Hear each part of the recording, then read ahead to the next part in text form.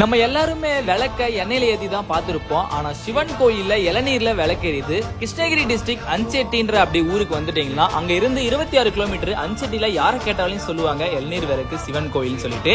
கோயிலுக்கு ஒரு வழியா பாத்தீங்கன்னா ஒரு 4 hours டிராவலுக்கு அப்புறம் வந்து சேர்ந்தோம். நானும் என் ஃப்ரெண்டும் வரும்போதே பயங்கர எக்ஸைட்மெண்டா இருந்துச்சு. ஏன்னா 3 காடை தாண்டி தான் இந்த இடத்துக்கு வரணும்.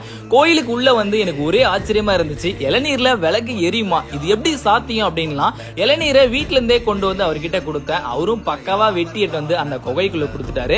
ஆமாங்க, 861 வருஷமா இந்த குகைக்குள்ள சிவன் இருக்காரு அப்படின்றத பாத்தீங்கன்னா இவங்க எல்லாம் நம்பிட்டு வராங்க.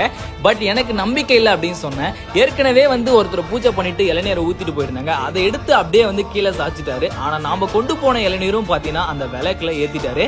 இந்த இடத்துல மட்டும் தான் இது எரியும், பக்கத்துல வச்சா கூட எரியாதுன்னு சொல்லிட்டாங்க. கொஞ்ச நேரம் கழிச்சு என் கண்ணை என்னாலே நம்ப முடியல. கண்டிப்பா விளக்கு எரியுதுங்க. இது எப்படிதான் சாத்தியம்? ஒருவேளை கடவுள் இருக்காரா இல்லையான்றது உங்களுக்கு தெரிஞ்சா மறக்காம கமெண்ட் செக்ஷன்ல தெரிவிங்க.